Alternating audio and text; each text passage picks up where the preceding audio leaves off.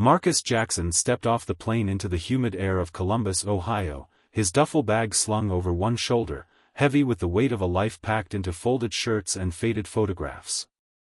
At 38, he was a man carved by discipline, broad shoulders, close-cropped hair, and eyes that scanned every corner of the airport terminal like it was a battlefield. 15 years as a Green Beret, training counterterrorism units in places the Pentagon barely acknowledged, had left him with calluses on his hands and ghosts in his dreams. But today, he wasn't a soldier. He was a husband, a father, coming home to a family he'd only seen in pixelated video calls and a single worn photo, Lena, his wife, in a white sundress, cradling their newborn daughter, Ava, under a blooming magnolia tree. Marcus's boots echoed on the linoleum as he moved through the crowd, his heart thudding not from fear but from something softer, more terrifying, hope.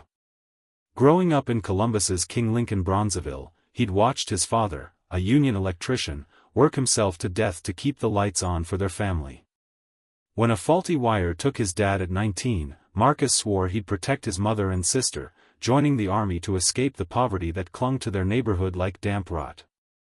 Iraq had hardened him, missions in Mosul and Fallujah leaving scars he didn't talk about, not even to Lena. PTSD was a quiet shadow he kept locked behind a soldier's restraint, but it stirred now as he neared the exit, wondering if Ava, now 3, would even recognize his voice. The taxi ride to Bronzeville was quiet, the driver's eyes flicking to Marcus in the rearview mirror, sizing up the black man in a worn jacket. Marcus didn't flinch, he'd felt those looks before, in war zones and hometowns alike. The streets of his old neighborhood unfolded, wooden houses with sagging porches, kids playing ball in the dusk, an American flag frayed at the edges above his home. It wasn't the war-torn deserts he'd left, but it carried its own weight, patrol cars creeping by, their lights casting long shadows. Lena had warned him in her letters, Columbus wasn't the same. Police rolled through black neighborhoods like an occupying force, armored trucks and rifles a far cry from the beat cops of his youth. The 2-story house on Maple Avenue stood modest but proud, its white paint chipped but clean. Before Marcus could knock, the door swung open, and there was Lena, Dr. Lena Jackson, 35, her brown eyes bright but tired, her slender frame wrapped in a faded cardigan. In her arms was Ava, clutching a stuffed fox, her tiny face half hidden in her mother's shoulder. Lena's smile broke through the exhaustion, and for a moment, Marcus forgot the years apart. He dropped to his knees, wrapping them both in his arms, the scent of Lena's lavender shampoo pulling him back to the man he wanted to be. "You're home, Mark," Lena whispered, her voice steady but laced with something unspoken, fear, maybe, or fatigue. Ava squirmed, her big eyes studying him, unsure but curious. Marcus's chest tightened. He'd faced ambushes in Baghdad, but this, a toddler's hesitant gaze, felt like a test he couldn't prepare for. That night, over a dinner of Lena's chicken stew, the air grew heavy. Lena spoke of her ER shifts at the free clinic she ran, of patients with baton bruises and broken wrists, of police who parked outside her work for hours, watching. "They call me the loudmouth doctor," she said, stirring her soup, her eyes avoiding his. "Ever since I spoke at the city council about their tactics, it's been worse. Patrols every night, Mark. Like they're waiting for me to slip." Marcus's fork paused midair. Lena's foster care childhood, the wrongful arrest of her brother at 16 for loitering, had fueled her fire to become a doctor, to fight for those the system ignored. But now, her defiance was a beacon, and not the safe kind. He wanted to promise her safety, to say he'd shield her and Ava from whatever loomed. But the soldier in him knew better, promises don't stop bullets. As Ava giggled, smearing carrots on her plate, Marcus felt a spark ignite, not of rage but of resolve. He was home, but home was no longer a sanctuary. It was a battlefield, and he'd just stepped onto the front line. The morning sun filtered through the thin curtains of the Jackson home, casting a golden glow over the kitchen where Marcus poured coffee into a chipped mug. It was his third day back in Columbus, and already the rhythm of civilian life felt like a foreign language, too soft, too slow. Lena was at the clinic, her stethoscope slung around her neck as she left at dawn, kissing Ava's forehead and whispering to Marcus, "Keep her close today." Ava sat on the floor, stacking blocks with fierce concentration, her stuffed fox propped beside her. Marcus watched her, marveling at how her tiny hands mirrored Lena's precision, but his eyes kept drifting to the window. Outside, a patrol car idled across the street, its engine humming like a warning. Columbus had changed in the 15 years Marcus was gone. Bronzeville, once a tight-knit hub of black families, now felt like a pressure cooker. Lena's letters had hinted at it. Federal funding had turned the police into a paramilitary force, with armored trucks and thermal scopes patrolling streets where kids used to play tag. Lena's clinic, a lifeline for the uninsured, had become a target after she spoke out. Her brother's arrest years ago, beaten for standing on a corner, had lit a fire in her. She'd spent her 20s grinding through med school, determined to heal her community, but now her voice at city council meetings, calling for police oversight, had painted a bullseye on her back. Marcus stepped outside to grab the mail, his boots crunching on the gravel path. The patrol car's driver, a young officer with a buzz cut, stared at him, eyes blank but deliberate. Marcus nodded, keeping his face neutral, a trick he'd learned in Iraq to avoid escalation. The officer didn't nod back. Down the street, old Mrs. Carter watered her roses, her straw hat tilted against the sun. She'd once baked cornbread for Marcus's family, but today her eyes flicked away, her lips tight. The neighborhood wasn't just tense, it was holding its breath. Back inside, Marcus's phone buzzed with a text from Lena. "Got another message. Stay quiet, Doc. Clinic window smashed last night." His stomach twisted. Lena hadn't mentioned the vandalism when she left, probably to keep him from storming to the clinic. He texted back, "I'm coming over. Stay put." Her reply was quick, "No, Mark. Ava needs you." "I'm fine." But she wasn't fine. He could hear it in the spaces between her words, the same way he'd once read silence in a war zone. That afternoon, Marcus took Ava to the park, her small hand in his, her asthma inhaler tucked in his pocket. The swings creaked under a gray sky, and mothers nearby whispered, glancing at him. A man in a black hoodie lingered by the benches, his phone angled oddly, not typing, just watching. Marcus's training kicked in, shoulders squared, peripheral vision sharp. He'd seen that posture before, in markets in Mosul, right before trouble started. He scooped Ava up, her giggles fading as he strode home, checking his 6 every few steps. Dinner was quieter than the night before. Lena pushed rice around her plate, her eyes distant. "They parked outside the clinic again today," she said finally, voice low so Ava, coloring at the table's end, wouldn't hear. 3 hours, Mark. No one got out. Just sat there, like they're waiting for me to break." Marcus's jaw tightened. He wanted to ask why she didn't quit, why she kept poking the bear, but he knew the answer. Lena had spent her childhood bounced between foster homes, clawing her way to a life where she could make a difference. Giving up wasn't in her blood. "They're not just watching," Marcus said, his voice steady but cold. "They're testing you. Seeing how far you'll push." Lena met his eyes, her gaze fierce but tired. "I spoke at the council last week, Mark. Said we need an independent board to review police actions. They didn't clap, but they heard me. And now this." She slid her phone across the table, showing a photo of red spray paint on the clinic's wall. "Shut up or else." Marcus's fingers curled into fists, the old soldier in him stirring, a machine built to neutralize threats. But he wasn't in Iraq, and the enemy wasn't a faceless insurgent. It was Sheriff Randall Whitaker, a former CIA spook who ran Columbus's police like his personal fiefdom.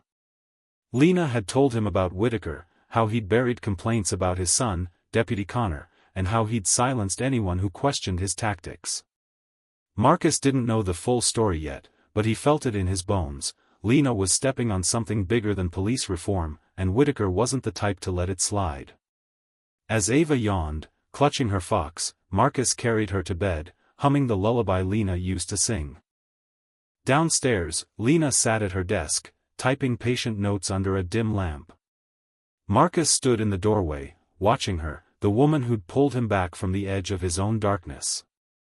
He'd promised his father he'd protect this community, but now, protecting Lena and Ava meant facing a war he hadn't trained for, one where the enemy wore badges and hid behind paperwork. Outside, the patrol car's lights flashed once, then went dark, a signal Marcus knew too well. They were being watched, and the fight was only beginning. The Columbus City Council meeting was held in a cramped, fluorescent-lit room in the old town hall, the air stale with the scent of coffee and bureaucracy. Marcus sat in the back, his gray hoodie blending into the crowd, eyes scanning the room like he was mapping a combat zone. Lena stood at the podium, her left hand bandaged from a glass shard she'd pulled from her clinic's shattered window. At 35, she carried herself with the quiet strength of someone who'd survived foster care and med school on sheer will, but tonight, her voice cut through the room like a blade.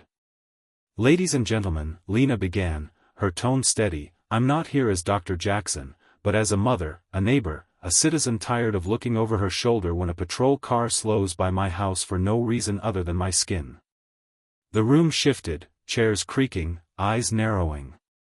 Marcus spotted Sheriff Randall Whitaker in the front row, his silver hair slicked back, his face unreadable but his posture rigid. Beside him sat Deputy Connor Whitaker, 29, his uniform crisp but his eyes darting, like a man caught between duty and doubt. Lena's speech was no plea. She laid out facts: a 15-year-old boy with a broken arm for refusing to unlock his phone, her clinic's cameras failing during a vandalism no one investigated, patrol cars circling black neighborhoods like vultures. "When a system breaks bones and calls it protocol, it's not broken, it's rotten," she said, her gaze locking on Whitaker. "We need an independent oversight board, because who watches the watchers when they carry guns?" No one clapped. A council member coughed. Whitaker's son, Connor, stared at the floor, but Randall's lips curved into a faint, cold smile. Marcus's pulse quickened, not from fear but from recognition. He'd seen that smile in Iraq, on men who held power like a loaded weapon. Lena's foster care days had taught her to read people, to know when silence was a threat. She'd told Marcus about Whitaker's past, rumors of CIA black ops, a classified drone strike called Operation Nightfall that left civilians dead and questions buried. Lena had treated a veteran who'd whispered the name in a PTSD haze, and she'd jotted it down, not knowing it was a spark that could burn her life down. Driving home, Lena gripped the wheel, her knuckles tight. "I saw a black sedan tailing me," she said, her voice low, eyes flicking to the rearview mirror. "It's been happening since the clinic attack." Marcus scanned the road, his training kicking in, check blind spots, note license plates. But the street was empty, the sedan's headlights gone like a ghost. At home, Ava slept, clutching her fox, unaware of the storm brewing. Marcus checked the locks, his mind racing. Lena's defiance was a beacon, but it was drawing the wrong kind of attention. The next morning, Marcus found a note slipped under the door: "Keep quiet, Doc, or the kid pays." No signature, just block letters in black ink. Lena's face paled as she read it, but her jaw set. "They think I'll shut up," she said, crumpling the note. "They don't know me." Marcus wanted to pull her close, to promise safety, but the soldier in him saw the truth: Whitaker wasn't just a sheriff. He was a man protecting a secret, and Lena was a threat he couldn't ignore.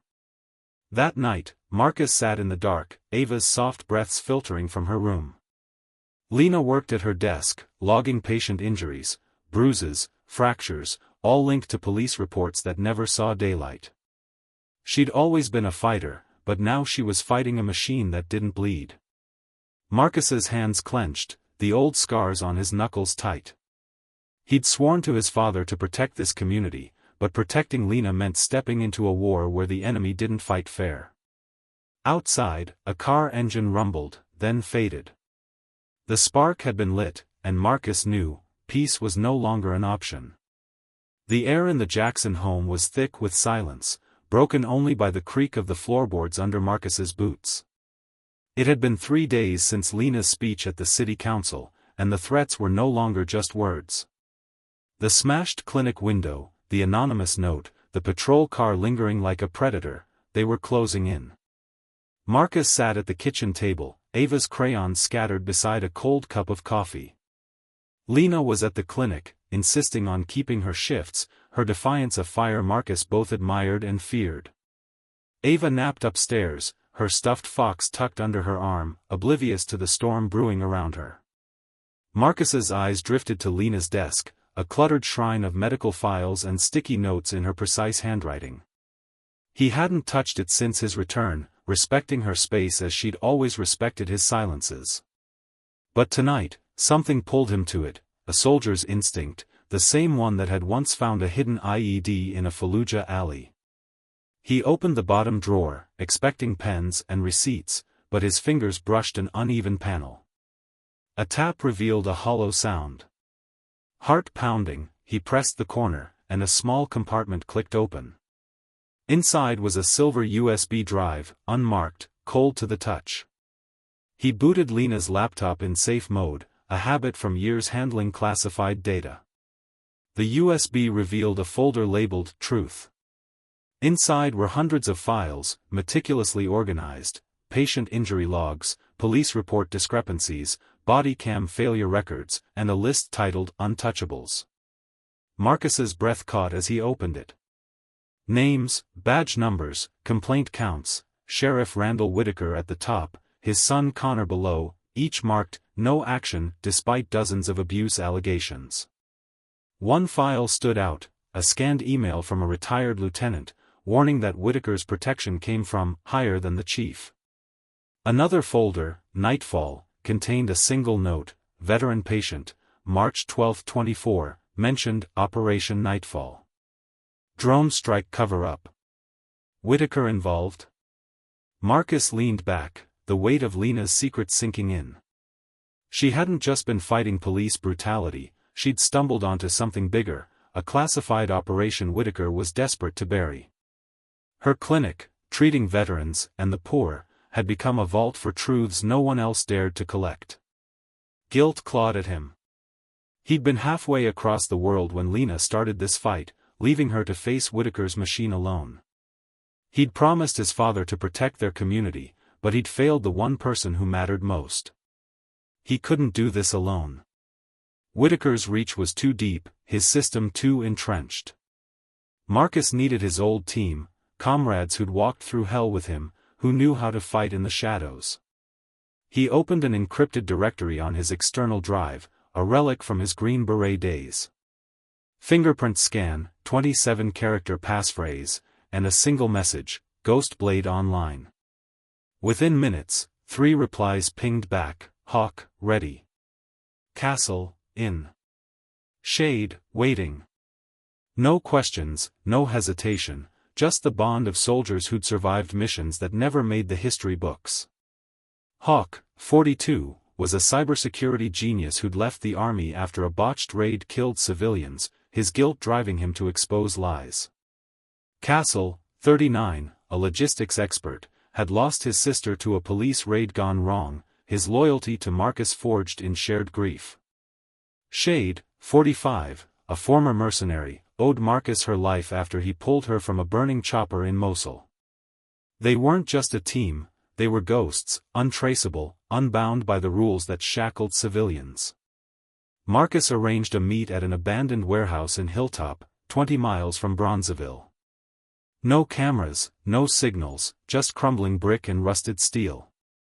Hawk arrived first, his wiry frame hidden in a black hoodie, laptop under his arm. Castle followed, his broad shoulders tense, eyes scanning the dark. Shade slipped in last, her movements fluid, a knife glinting briefly at her hip. No handshakes, no words wasted. Marcus spread Lena's files across a crate, the USB's contents projected on a cracked wall. Lena was killed for this, Marcus said, voice low, pointing to the Nightfall note. Whitaker's covering up a black op. She was getting too close. Hawk's fingers twitched, already itching to hack. Castle's jaw tightened, his sister's memory raw. Shade's eyes narrowed, calculating. "We're not just exposing a cop," she said. "This is a system. We need data, patterns, proof they can't burn." Marcus nodded. Hawk, trace Whitaker's financials. Castle, map their patrol routes, camera gaps. Shade, talk to the community, find anyone who's seen Whitaker's moves up close. He paused, meeting their eyes. "This isn't a mission. It's a debt. For Lena. For Ava." The team nodded, their silence louder than words. Outside, Columbus slept, but in that warehouse, a war had begun, not with guns, but with truth as their weapon. Marcus drove through Bronzeville's quiet streets, the early morning mist curling around streetlights. Ava was strapped in her car seat, humming to her stuffed fox, unaware of the weight pressing on her father's chest. Lena's USB drive was tucked in his jacket, its data a ticking bomb. Hawk had already found irregularities in Whitaker's financials, unexplained deposits funneled through shell companies, far beyond a sheriff's salary. Castle mapped 3 traffic cameras that went dark during Lena's clinic vandalism, no maintenance logs to explain it. Shade had spoken to a janitor at the police station, who'd seen Connor Whitaker disable a rear camera the night of the attack. Each piece was a thread, but the tapestry was still incomplete. Marcus pulled into a grocery store lot, needing milk for Ava. As he unbuckled her, a patrol car rolled up, lights flashing silently. 2 officers stepped out, Deputy Connor Whitaker, his face taut, and an older cop, grizzled, with a hand near his holster. "Morning, Mr. Jackson," Connor said, voice flat. "Got a report of a suspicious vehicle. Mind stepping out for a check?" Marcus's pulse steadied, his training kicking in. He lifted Ava, her small arms around his neck, and faced Connor. "Just buying milk for my daughter," he said, eyes locked on the deputy's. "Veteran, discharged honorably. Live right down on Maple." The older cop glanced at Connor, who nodded slightly. They searched his car, unzipped Ava's diaper bag, and scanned his ID under a flashlight. Ava clung tighter, sensing the tension. "Just procedure," Connor muttered, but his eyes flickered with unease, like a man following orders he didn't fully trust. They let him go, but the stop wasn't random. Marcus knew it was a message, "We're watching." Back home, he told Lena, who sat frozen, her hands trembling as she poured Ava's milk. "They're not just watching, Mark," she said. "They're building a case. To scare me, or worse." Her voice cracked, not from fear but from exhaustion, the kind that comes from fighting a machine that never sleeps. That night, Marcus got a call from Shade. She'd found a lead. Amy Carter, a nurse at Lena's clinic, had treated a patient the night of the vandalism and saw something that didn't match the police report. Amy was scared, refusing to meet publicly, but Shade arranged a rendezvous at a diner in Hilltop. Marcus arrived alone, leaving Ava with a neighbor. Amy, a wiry woman in her 30s, sat in a corner booth, her hands wrapped around a cold coffee. "I saw Lena's body," she whispered, eyes darting. 3 shots, all to the chest, close range. No struggle, no weapon, just a baby bottle. "They told me to keep quiet," said Internal Affairs would handle it. Marcus leaned forward. "Who told you?" Amy's voice dropped lower. "Connor Whitaker. He was there, Mark. Not shooting, but giving orders." She slid a folded note across the table, a patient log with a timestamp matching the vandalism. Lena was tracking something big. "She mentioned Nightfall to me once, said it was why they hated her." Before Marcus could ask more, Amy's phone buzzed, and her face paled. She stood, muttering, "I shouldn't have come," and slipped out into the night. 2 days later, Hawk called with worse news. Amy's car was found in a lake near Franklin Park, her body inside. The police called it an accident, citing fatigue or substance use, but no autopsy was ordered, no cameras checked. Marcus's team dug deeper. The lake surveillance was disabled that night, another maintenance glitch. Castle's voice was grim over the secure line. They're cleaning house, Mark. Amy knew too much, just like Lena. Marcus stood in his backyard, Ava's swing creaking in the breeze. Lena's USB burned in his pocket, its data now a lifeline and a curse. Whitaker wasn't just covering up brutality, he was erasing anyone tied to Operation Nightfall, a drone strike gone wrong that could ruin careers in Washington. Marcus's PTSD stirred, flashes of Iraq mixing with Lena's face, but he pushed it down. Ava needed him whole, and Lena's truth needed him sharp. The noose was tightening, but Marcus wasn't running, he was planning, and Whitaker's machine was about to meet a soldier who knew how to cut through wire. The smell of gasoline hit Marcus like a punch, sharp and unmistakable, as he jolted awake at 3:12 a.m. The house was dark, Ava's soft snores filtering through the baby monitor. He grabbed his phone, texting Hawk and Castle, check perimeter. Now. A faint crackle came from downstairs, followed by a glow flickering through the living room curtains. Fire. Marcus scooped Ava from her crib, her stuffed fox falling to the floor as she stirred, confused. "Daddy," she mumbled, her voice small. "Stay quiet, baby," he whispered, heart racing.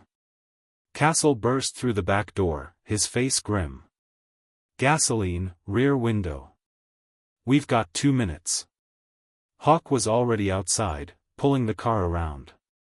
Flames licked the walls, devouring Lena's notes pinned to the bulletin board, patient logs, police complaints, all turning to ash. Marcus grabbed the safe under the stairs, where Lena's USB and his encrypted drive were stored, but the handle scorched his palm. He abandoned it, clutching Ava as they ran. The fire roared, swallowing the home where Lena had sung lullabies, where Marcus had hoped to rebuild his life. They piled into Hawk's sedan, speeding away as sirens wailed in the distance. Marcus held Ava tight, her asthma inhaler in his pocket, her eyes wide with fear. The fire wasn't an accident, gasoline meant intent, and Whitaker's reach meant no one would investigate. By morning, the news called it a faulty outlet, no mention of the chemical stench neighbors had reported. The safe, now a blackened husk, was deemed unsalvageable. Marcus stood across the street, Ava in his arms, watching the wreckage of his life smolder. Everything he'd fought for, Lena's legacy, Ava's home, was gone. Worse came at noon. A gray SUV pulled up, 2 social workers and 2 plainclothes officers stepping out. The woman, clutching a folder, spoke in a rehearsed tone, "Mr. Jackson, under emergency custody order, Ava will be placed in a care facility due to your unstable psychological condition and extremist tendencies." Marcus's blood went cold. PTSD, a label he'd buried, was now a weapon. He scanned the paperwork, no hearing, no appeal, just a signature from a judge he'd never met. Ava clung to him, sensing the shift. "No, Daddy," she cried as the social worker pried her away, her fox left on the ground. Marcus didn't fight, not with Ava watching. One wrong move, and they'd call it hostile behavior. The SUV drove off, Ava's screams fading. Castle put a hand on his shoulder, but Marcus shrugged it off. "They took my daughter," he said, voice low, lethal. "This ends now." The team relocated to a safe house in Grove City, a derelict warehouse with no Wi-Fi, no trace. Hawk set up encrypted comms, Castle mapped escape routes, and Shade scouted the neighborhood. Marcus opened his laptop, the USB's data backed up on a cloud drive before the fire. Lena's files were intact, but Ava's absence was a wound no strategy could heal. Hawk's voice broke the silence. "Whitaker's server logs show a data wipe the night Amy died. Same pattern as Lena's raid, no footage, no records. They're erasing everything tied to Nightfall." Castle added, "Found a maintenance log. The station's rear camera was off during the fire. No coincidence. Shade leaned in, her knife glinting. Talked to a nurse who worked with Amy. She said Whitaker's men visited the hospital, asking about Lena's patients. They're hunting anyone who knows. Marcus's PTSD flared, flashes of Iraq, bodies in the sand, but Ava's face grounded him. Lena had died for uncovering Nightfall, a drone strike Whitaker helped bury. Now they'd taken Ava to break him. But Marcus wasn't broken. He was a Green Beret, trained to turn chaos into strategy. We hit their server, he said. Find the body cam footage from Lena's raid. That's our leverage.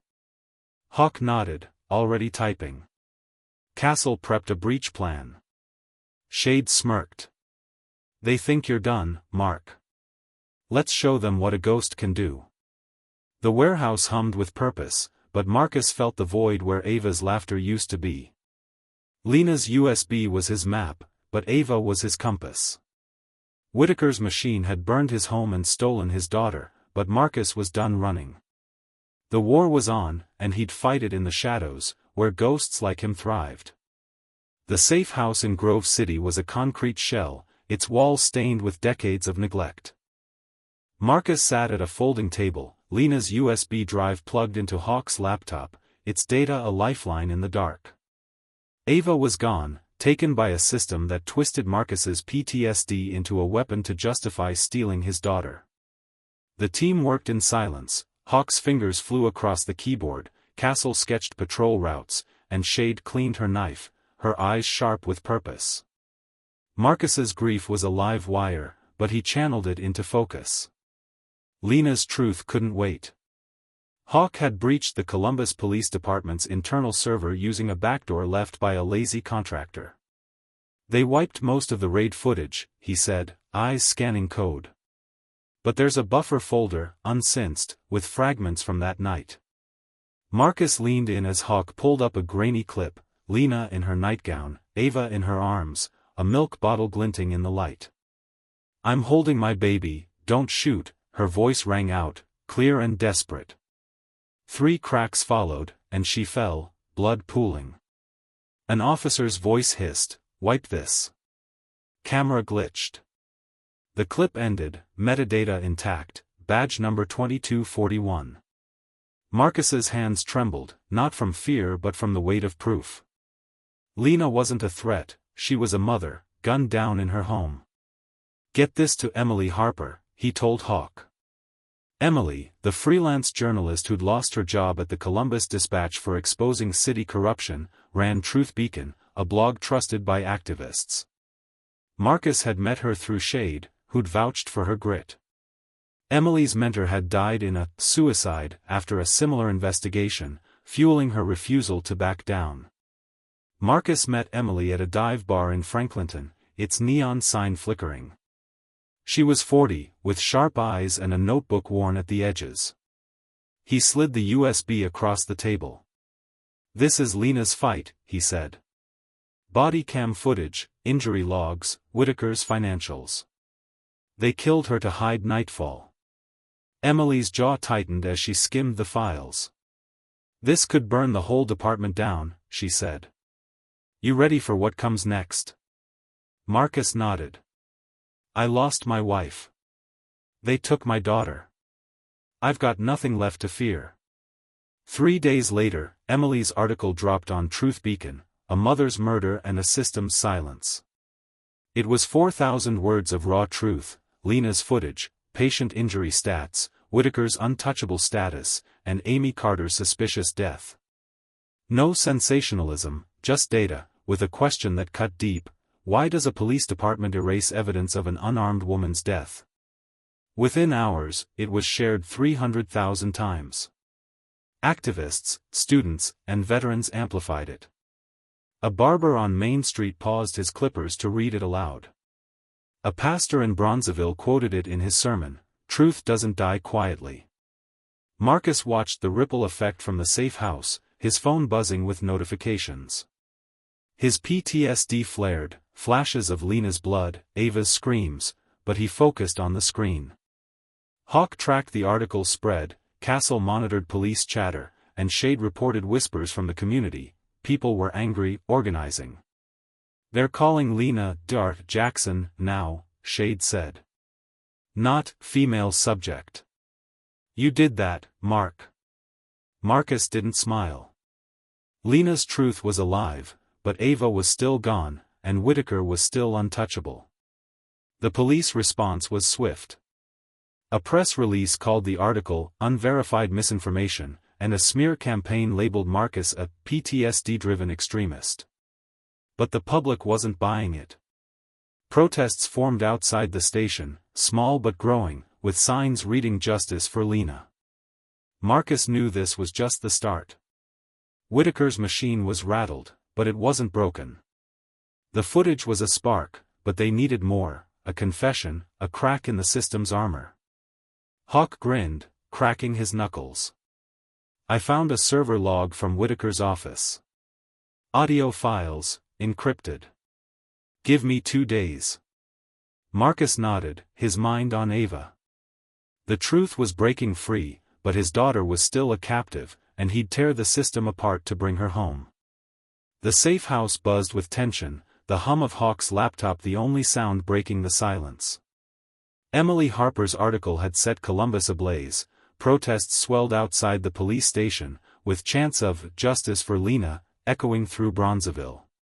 Marcus sat in a corner, staring at a photo of Ava clutching her stuffed fox, her smile a distant memory. The body cam footage had shaken the city, but Whitaker's machine was fighting back, and Marcus felt the noose tightening. Hawk's breakthrough came at midnight. He'd cracked an encrypted audio file from Whitaker's office server, dated a week before Lena's death. The sheriff's voice was unmistakable, low and cold. "Dr. Jackson's getting too close to nightfall. Scare her, Connor. Make it clear she stops talking." Connor's reply was hesitant. "She's got a kid, Dad." "What if?" Whitaker cut him off. "Do it, or we're all exposed." Marcus's blood ran cold. Lena's death wasn't a mistake, it was an order, tied to a drone strike cover-up Whitaker had buried a decade ago.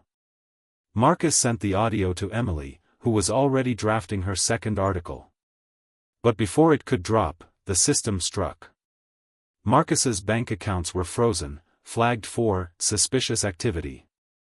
His driver's license was suspended, his medical prescriptions denied. A local news segment labeled him a "fugitive veteran with extremist ties," flashing an old military photo edited to look menacing.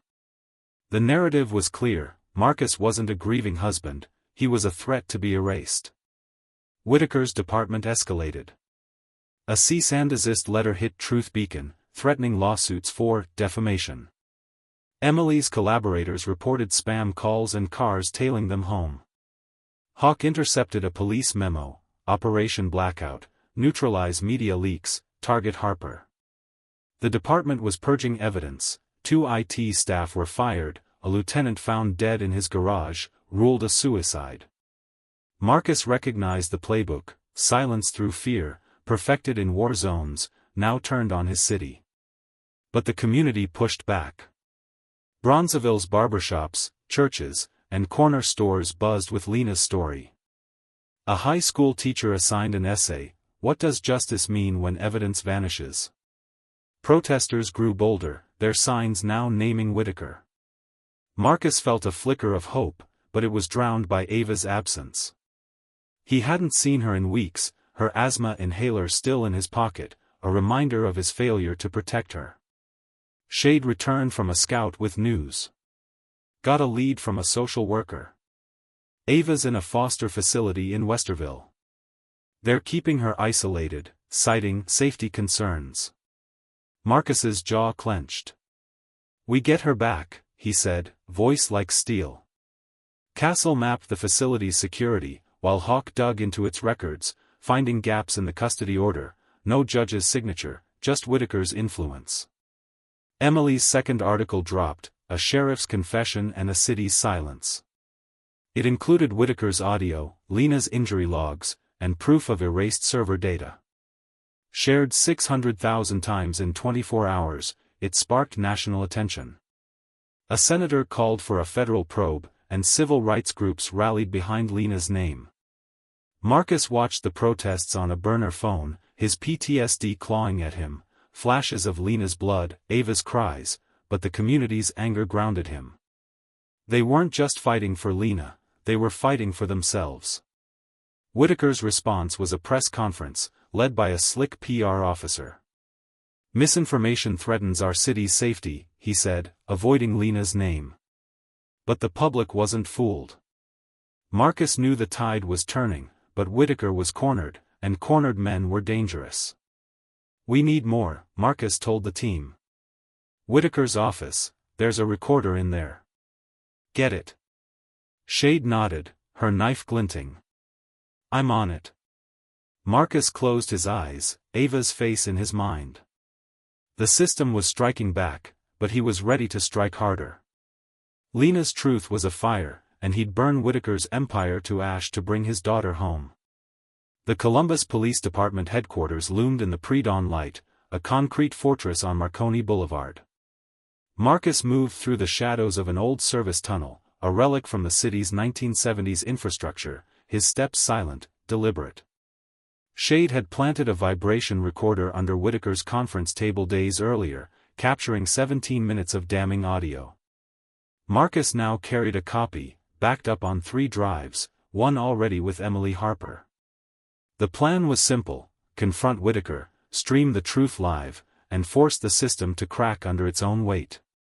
Ava was still in foster care, her absence a knife in Marcus's chest, but today wasn't about survival, it was about ending the silence. Hawk had hacked the building's internal cameras, looping footage to mask Marcus's entry. Castle waited in a van a mile away, ready to extract if things went south. Shade had scouted the foster facility, confirming Ava's location for a rescue once the truth broke. Marcus emerged in the evidence room, slipping past locked cabinets to conference room 2.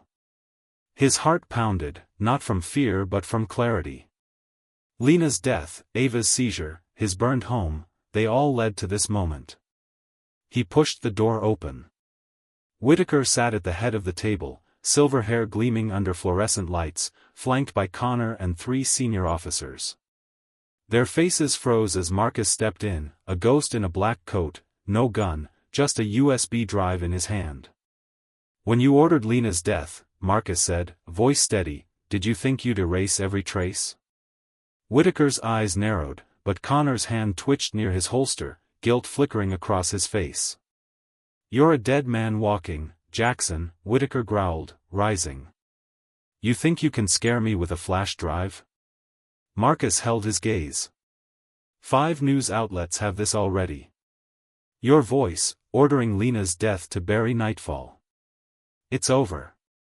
An officer lunged, but Connor raised a hand, stopping him. The room crackled with tension, Whitaker's authority fraying. "You don't get it," Whitaker snapped. "Nightfall exposed would ruin more than me, Pentagon brass, senators, whole operations. Lena had to go." Marcus stepped closer, unflinching. "She was my wife. Ava's mother. And you made her a target for a secret you couldn't keep." Whitaker's fist slammed into Marcus's jaw, blood spraying across the table. The cameras, hacked by Hawk, caught every blow, streaming live to Emily's relay hub. Whitaker struck again, roaring, "You can't touch me." But Connor's face paled, his hand on his gun trembling. "Dad," Connor whispered, voice breaking. "You killed her. In front of her kid. For a cover-up." Whitaker spun, rage contorting his face. "I protected you. This department. You'd be nothing without me." Connor drew his weapon, hands shaking but eyes clear. "No. You made me a monster." One shot rang out, clean, precise. Whitaker staggered, clutching his chest, and fell, blood pooling on the polished floor. The officers froze, stunned. Connor dropped the gun, staring at Marcus. "I couldn't let it continue," he said, voice hollow. "I'm sorry." Marcus, blood dripping from his lip, nodded. "You stopped it. That's enough. Outside, Emily's feed went live, the headline scrolling, police chief shot after confessing to murder cover-up. Protests erupted, louder now, the city awake. Marcus was arrested, cuffs cold on his wrists, but he didn't resist. The truth was out, streaming to millions. Ava was still out there, but Whitaker's empire was crumbling, and Marcus had lit the fuse. As they led him away, he saw Connor surrender, head bowed, a son breaking free from his father's shadow. The reckoning had begun, and Lena's voice, through Marcus, was finally heard.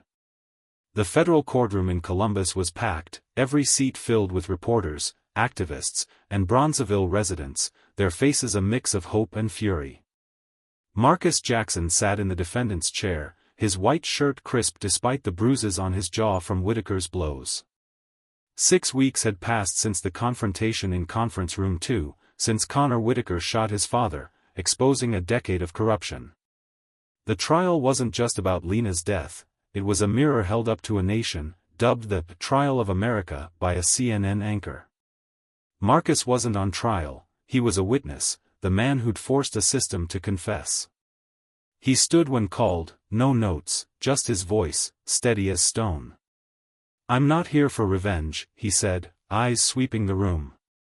"I'm here for Lena, my wife, who died because she heard a truth no one wanted spoken. She was a doctor, a mother, who believed in this system until it shot her in front of our daughter. I'm here so Ava grows up knowing truth doesn't need permission, it needs courage."